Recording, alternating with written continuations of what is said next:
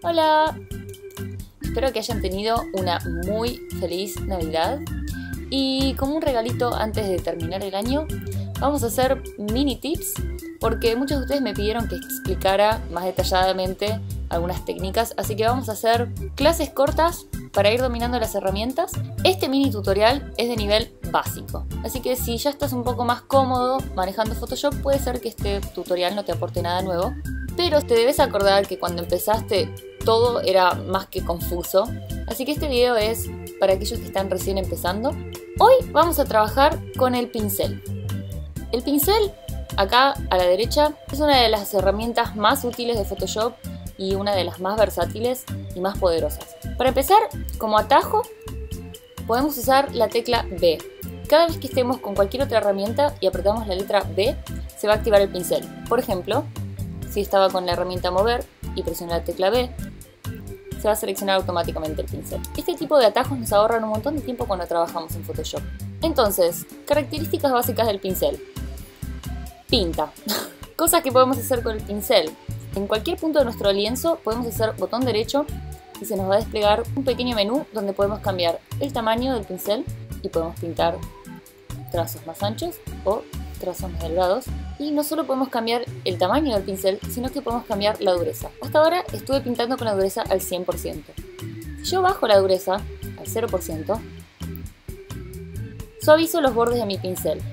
Entonces tenemos pincel suave, pincel duro. Un atajo para cambiar dureza, tamaño del pincel, son los corchetes o las llaves, así que puedo ir apretando cualquiera de los dos corchetes y va a agrandar y achicar el pincel. Otro atajo para aquellos que tengan teclados que no tienen corchetes, en Mac apretando Control y Alt al mismo tiempo y arrastrando sobre el lienzo.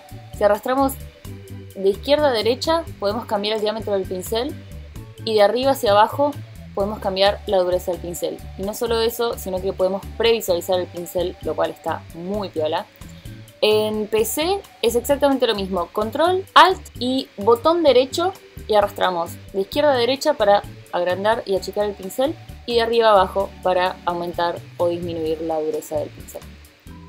Entonces esto nos va a ayudar también a poder cambiar los parámetros del pincel de manera muy rápida y vamos a volver a usar un pincel con dureza al máximo.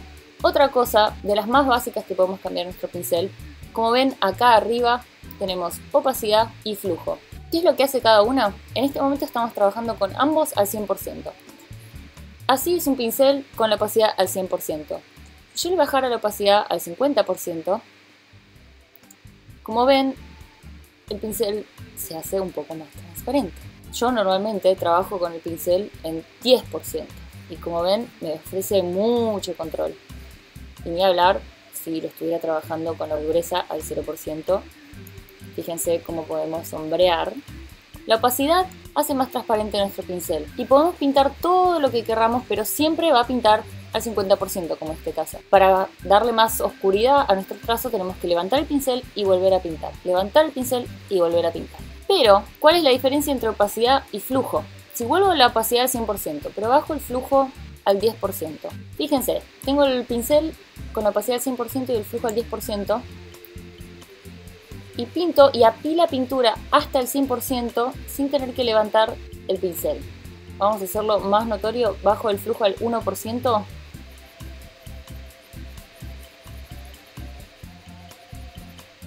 Sin levantar el pincel llego a 100%.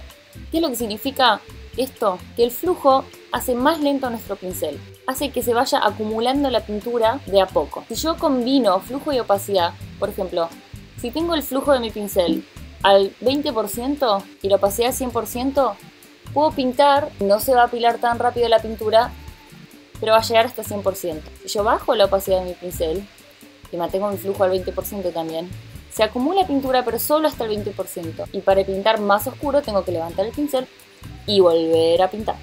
La combinación de ambos valores permite tener un control absoluto sobre nuestro pincel y además variando tamaño y dureza del pincel.